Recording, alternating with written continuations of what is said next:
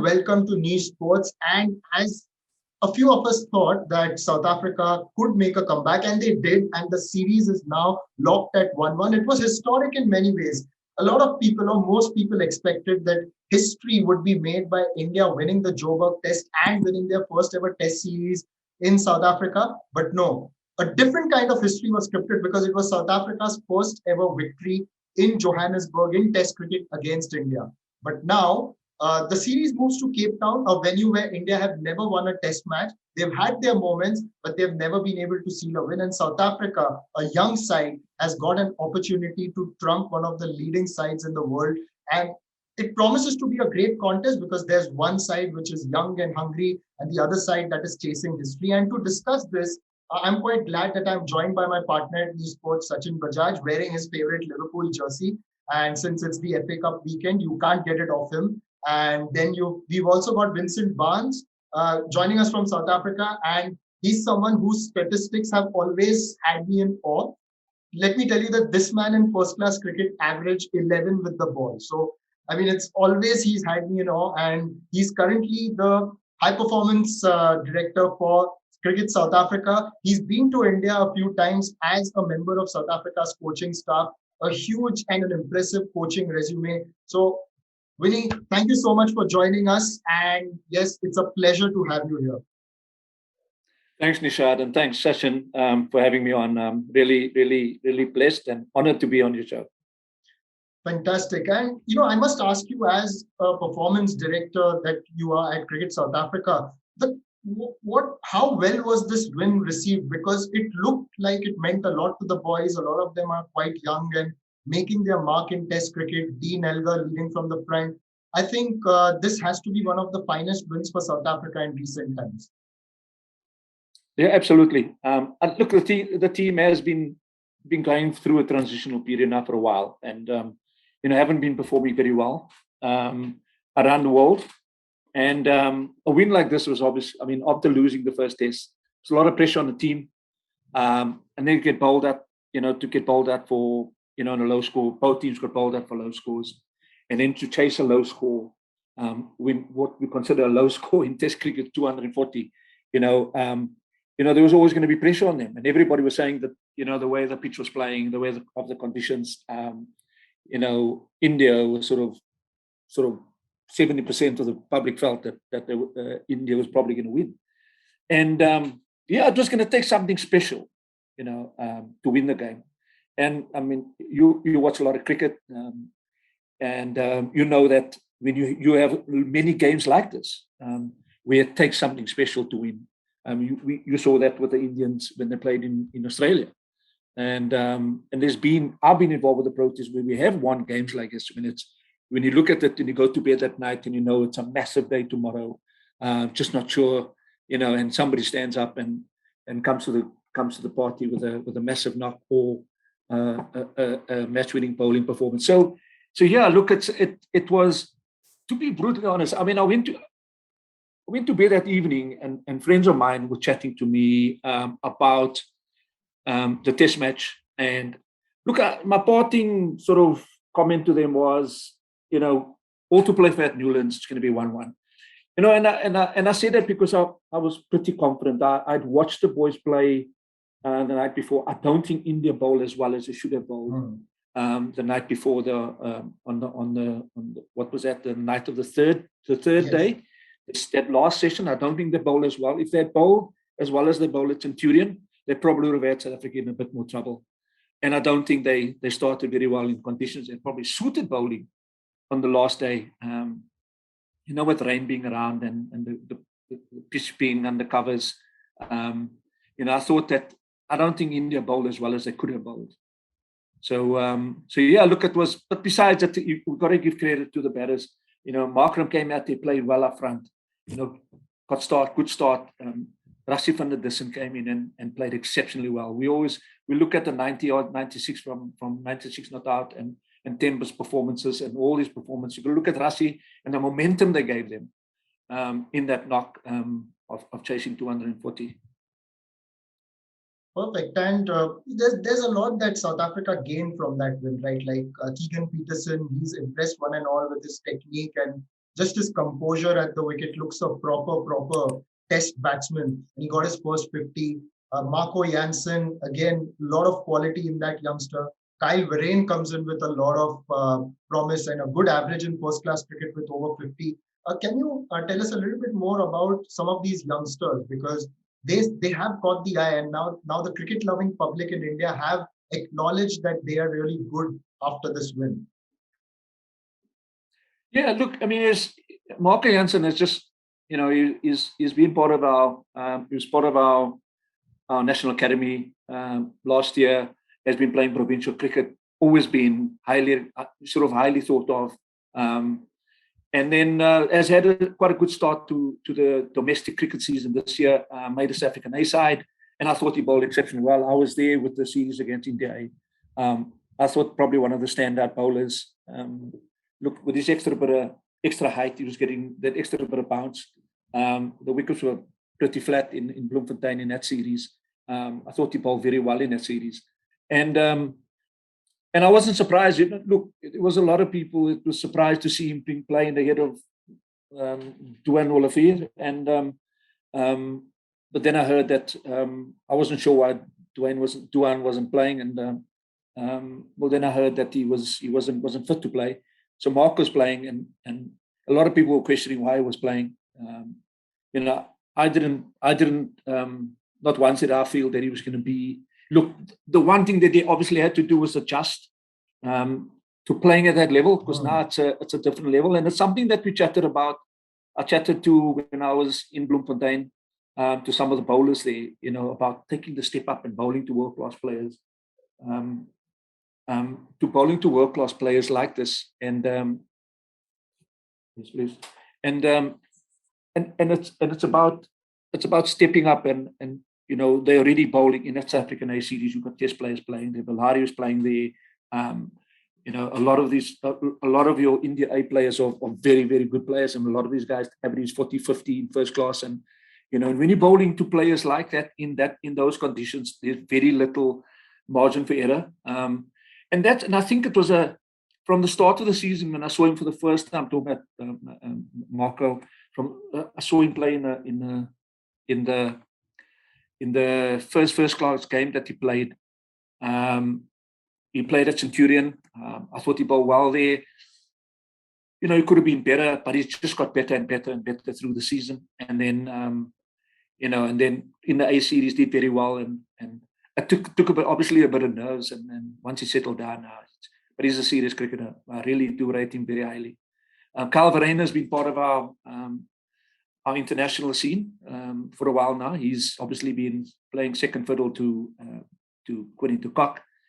But here's an opportunity now for him. Not only is he a fantastic keeper, he's a fantastic batter as well. So, hopefully he's going to be there for a long time. And it's good to see these are players now that have come through our national academy over the past 2 years now. Both Marco, in fact, Marco was still at the academy this year. Year before, Kyle Verreynne was there. Same with Keegan Peterson. They were all at the academy together. So, it's good to see a lot of these young players coming through into the national side now. Absolutely. And Sachin, India didn't quite hold on to their opportunities there. Of course, possibly they missed Virat Kohli's captaincy in that second innings, because back in 2018, they had defended a similar score at Johannesburg. I mean, we dwell on who India missed. Let's dwell on how well South Africa had played, with the kind of leadership they have provided and the way their youngsters have believed and fought through. Full credit to them. I mean, they have deserved their win, and it has a lot more to do with the way they have played rather than whether who we missed or we didn't play. I mean, full credit to South Africa. They won this fair and square, and they run it because they were the better team over the 5 days, and that's all there is to it. Its series is well poised, and anybody can win this now. Whether Kohli plays or not, this is a 50-50. Anyone can win this year. And just from an Indian perspective, the way Dean Elgar played, how did you look at that performance? Because it did look quite inspirational, and the way he was taking the ball on his body and yet remained unbeaten, seeing it through to the end.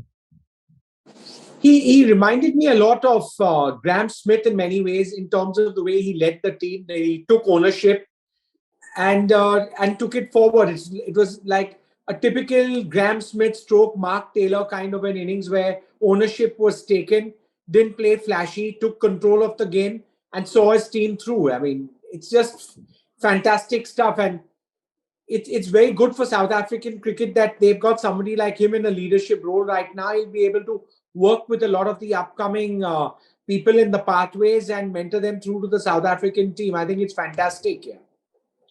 And Winnie, when you look at a performance like that from Dean Elgar, how much does it do to lift a team's morale, especially coming from a leader? He's had to put in that performance from the front, considering the fact that he is the veteran in the side now. No, it is. Look, and Sachin hit the nail on the head. There is a leader, and he's tough. And I mean, you look at his knock. It's not going to be as flash or as spectacular as a. Let's take one of the other batters in the side of Van Dussen or a Markram. He's going to grind it out. He's going to grind every run. He's going to work for every run. He's going to take blows on the body. That's how he plays. That's how I know Dean. Dean many years ago. I mean, Dean was part of the South African A side as well, and got 250 and probably still his highest score against a very strong Australian A side, and it's a similar type of scenario. We needed that from him, and he went out there and did it. But it's so it doesn't always happen that you have these captain's knocks and where everybody looks and just go wow. I mean, I was there when was part of the national side when Graham got 150 odd at Edgbaston to win us that game, and that was basically win the game and won the series. The first time we won a series in England, and those does so much for the team when your leader leads from the front. The rest just follows, and a lot. I don't think that the team needs that. Needs to see that from Dean because they experience that with him all the time.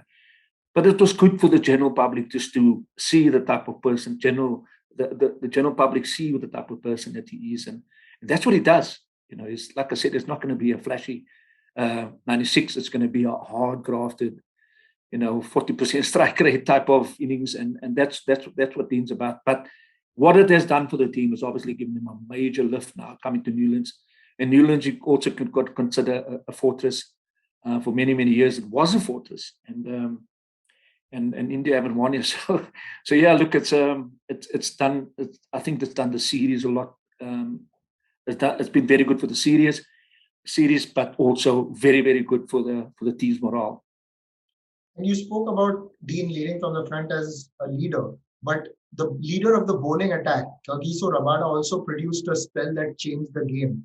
And Rabada is someone we've known his quality right since the time South Africa won the Under-19 World Cup back in 2014. And the world has taken notice, and it's great to see. But there's also a good fast bowling crop that you have. You've got Rabada, Jansen, and Ngidi came good with 6 wickets. Duan Olivier's back. Nokia is injured, but when he comes back, you've got 5 quality fast bowlers there. So what are your hopes from the fast bowling attack moving ahead? Because there seems to be a lot of quality in that side led by Rabada.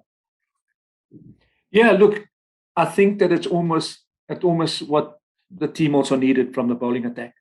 I thought that Centurion, we were out bowled by the Indians. I thought they bowled better than us. They made our batters work a hell of a lot harder. I thought that the test match, we look back at that test match. The test match was almost won on the first session, on the first day. Going in there 80 odd without loss was sort of, and I watched every ball getting bowled, and I thought that we didn't do enough as a bowling unit in that session. And India, I think, just bowled a whole lot better than us. And then coming into the second test, it was one of those again, but we did recover. But what stood out? So two things stood out to me in this game. In my opinion, 2 things stood out to me: the Dean Albanok and the Kagiso Rabada spell on that afternoon of day 3. where he took those 3 important wickets. And that spell, that is what we know Kagiso Rabada is capable of doing. That is what we used to see with the Dale Steins. They turn games on their heads, and they got the ability to do that because they got pace. They got pace, they swing the ball, and they can turn a game quickly. And that's what the team needed. As a bowling unit, here's they follow him. He's taken the team forward now. He has set a proper tone now. And everyone is going to follow him now. That's what they do. That's what they're going to do. They're going to keep piling on the pressure, which they did.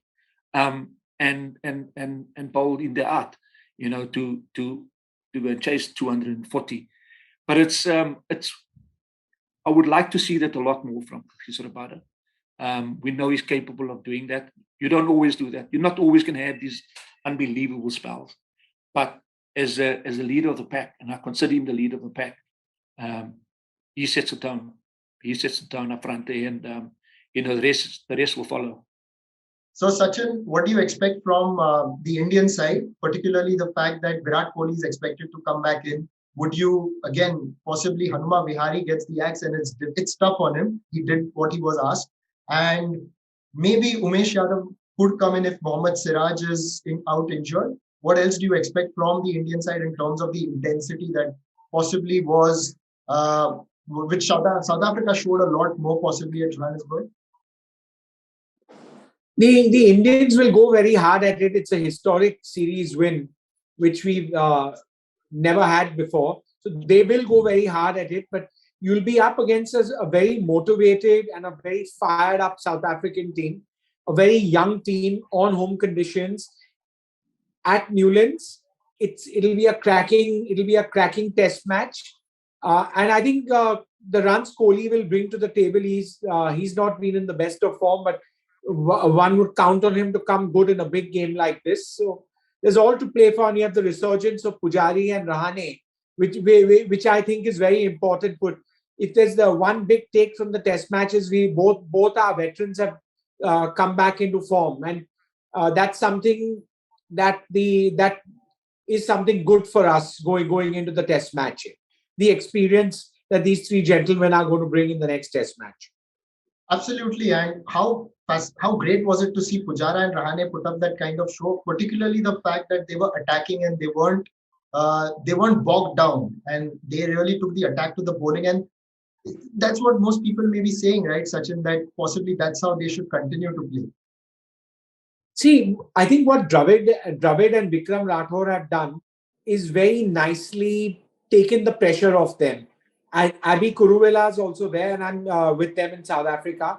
And I reckon what they would have done is taken the pressure off them, given them the required confidence, and they've been asked to play their game, and that's exactly what they've gone and done. The pressure's off. They've gone out and they've done their best. I mean, there's a lot of hype in the media. Someone says it's their last chance. Somebody else says whatever.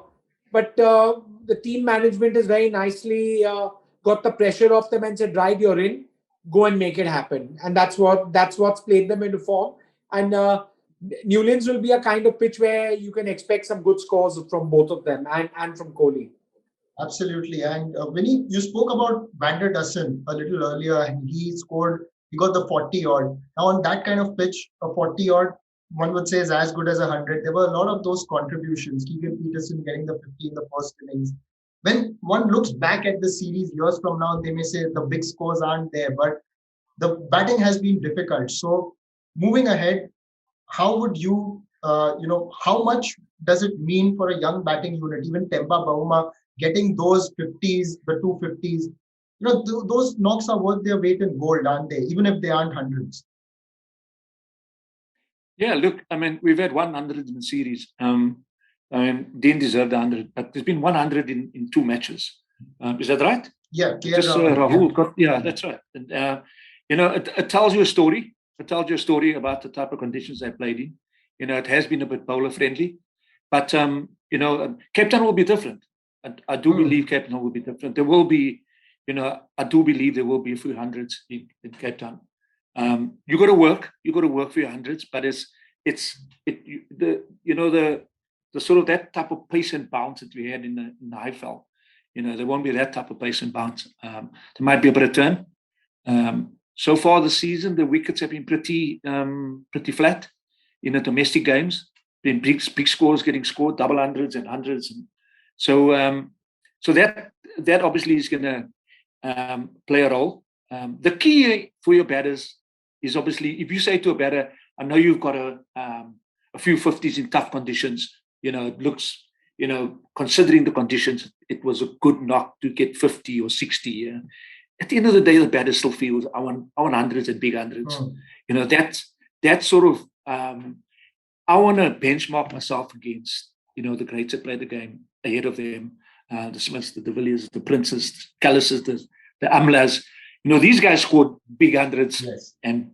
and double hundreds and big scores and match winning scores and match saving scores. And, we remember. We can't forget that. So yeah. Look, you guys also punished us. I was there when Sehwag scored a 300 in a day and a half. So please, don't. There's a lot of things that you can remind me also about this. It's not only from one side, right? Yeah. But yeah, look, and I think that your public also, because of social media and stuff like that, they always put pressure on you. They look at your average and you're going, they've got a 33 average, and they're going to put pressure on you. Nobody in the top 6 has got 40 average. So this is a type of pressure that you are under. You want to go out there and get at big scores, the big hundreds. Winning a game, scoring 60, not that's different. But when you go out there in the first innings and you want to get a big total, and that does so much for you as a cricketer, as a batter, to go out there and score big hundreds. Not only it just gives you so much more confidence, and it just at times it looked in both test matches that our batters just look short of confidence. We know what they're capable. I know what Aiden Markram is capable of. He's come through our system. Rashid van der Distance come through our system. We know what they're capable of. Temba Bavuma has scored big hundreds for the South African A side, and for his franchise. So we know what they're capable of doing, and we know that once they start getting some sort of confidence and some sort of momentum, we're going to see this side eventually becoming a lot better than it actually is at the moment. But like I said, it's about getting those big scores, and that I know each and every batter inside it's feeling that type of pressure. And heading into Cape Town, what are your expectations? It's a big opportunity for South Africa as well, because if they win this series, then it is a major boost for a young side. And there's no other way of putting it, but back in 2001, when India at home beat Australia, Steve was Australians, it just lifted the Indian team, and they went on to do a lot of things in the years ahead, building on that confidence that they got on that series win. So you think if something like that happens, it could be a fillip, a moment which could possibly change the South African Test team? Yeah, look, you're playing at the moment. South Africa is playing against one of the best teams in the world. And to win a series, although it being at home, the way they won the last game, where not a lot of people expected him to win the game, they've won the game. They dug deep, bowled very well after lunch on day 3, and then batted unbelievably well to win the game. So the important thing is to win this next game. Although we're winning the series at home, it will do so much for the confidence of the South African side, because they are playing against a very, very good India team. I was there in 2019 when we lost the series there. And even then, we were at bowled and I batted. When I say at bowled, I'm talking about seamers, where at bowled by your seamers. You get some of the best seamers in the world, and so that match is very, very important for. I don't want to put this type of pressure on him, but to win the series for South Africa is as massive as India winning the series too. I know it'll be the first time for India, but for South Africa it will give them so much more confidence, going forward. And Sachin, big moment for India as well. If they win this test match, they win a series in South Africa for the first time. A bit of background for the audience. Cape Town has been a land of missed opportunities for India. 2006-7 when they could have won, but then South Africa crawled back into the game and just took the test match away. India could it had that test match again was a decider. 2010-11 again a deciding test match at Cape Town. South Africa, India, a hard-fought battle. None more signified than the battle between Dale Steyn and Sachin Tendulkar in that game. And then 2018, again South Africa winning on their batting, which they did on the first day in a low-scoring test match. So Sachin, again, an opportunity for India, but a few historical skeletons as well. First, I'll say thank God we're not playing on a Phil Russell wicket at Kingsmead. So Cape Town will be a proper batting wicket. And there will be a lot of runs, I reckon, from both sides, and occupation of the crease is going to be paramount.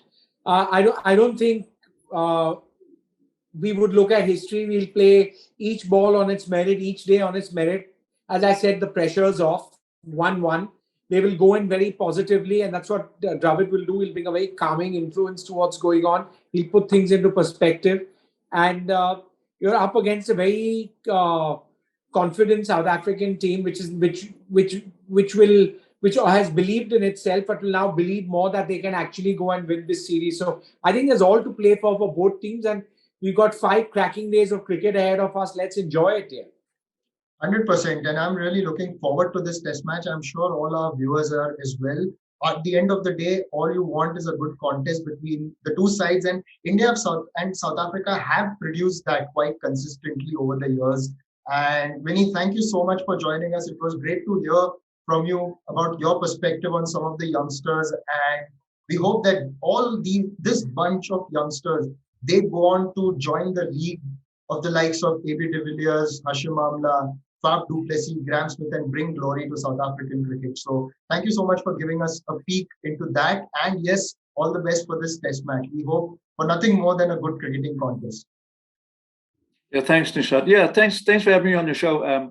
Yeah, look, I'm looking forward to this test match, and it should be a cracker. I mean, look, like I said, it's not going to be similar type wickets to what we saw at the ones the keepers were taking the. But yeah, look, it's sorry, Sash, you were saying? I said we're going to miss our old friend Robin Jackman. No one to buy anyone a beer now. Oh, okay. Yeah, look, I mean, it's we're all missing watching cricket. So I know that the public is dying. I mean, the Cape Town public is all dying to get into the stadium and to come and watch, but unfortunately they can't. But it's yeah, look, it should be. Nishad is going to be a crack over game. There's so much to play for. Both teams have, the South African side has just got a bit of ascendancy now. A lot of confidence after the last game, which gives them a lot of confidence going to this game in Cape Town. India, obviously, that little cat is that's dangling there, which is incentive is to win a series in South Africa. I can't, to be brutally honest, I'm hoping South Africa win this game and win the 2-1. I just want to go back to that series. I think it was a 2006-2007 series when they won the first game at the Wonders. Is that right? Yes, that's right. That's right. First time ever. That's right. Sorry? That was the first time ever they won in South Africa. That's right. And that game, I remember it as the Srishant game. 5 for 40. Yes. and the battle him and Andre Nel had in the game. So, but we lost that game. And I actually stood outside, the viewing areas at the Wonders. So the Indian side was now out on the viewing area and celebrating as if they had actually won the World Cup. But I actually stood outside and I was watching them celebrate. As much as it was hurting, I watched them, and I called a couple of the players out to come and watch them celebrate. I mean, it wasn't something nice to watch, but just to watch how much it meant to them, but also how much it hurt us. We went into Durban and beat them in Durban, and then the decider was also a tough match, Cape Town, and I remember. Sachin came. You left Harbhajan Singh out. You played, I think, Anil Kumble was the sole spinner, and we couldn't understand why you had left Harbhajan Singh out because that wicket turned square. In fact, Sachin Tendulkar came to bowl a few leggies at the end there, and Jock Callis and Ashwell Prince of Barry And Jock Ellis actually got out and he didn't get out to Sachin, but he said he can't understand why Sachin didn't bowl earlier because he couldn't read him and the ball was in square, but it became spinner friendly. And but you only had the one spinner inside, and then I think we won by 5 wickets. But that was a tough game, a very tough game. Graham got some runs as well, but so that was a hell of a series, win that, and so I'm expecting another battle here at Newlands, and hopefully it's going to be 5 days, which would be great. I'm a big test cricket person, but not to say that I'm not too worried about white ball. I enjoy watching white ball cricket, but test cricket for me is the purest form of the game, and really, really enjoy it. So hopefully we're going to get 5 days of good cricket. 100%. That's all that we hope for. 5 days of good cricket. So thank you everyone for joining us. You can subscribe to our channel, press the bell icon for all the updates. And yes, do subscribe to our channel and we'll be back with a lot more.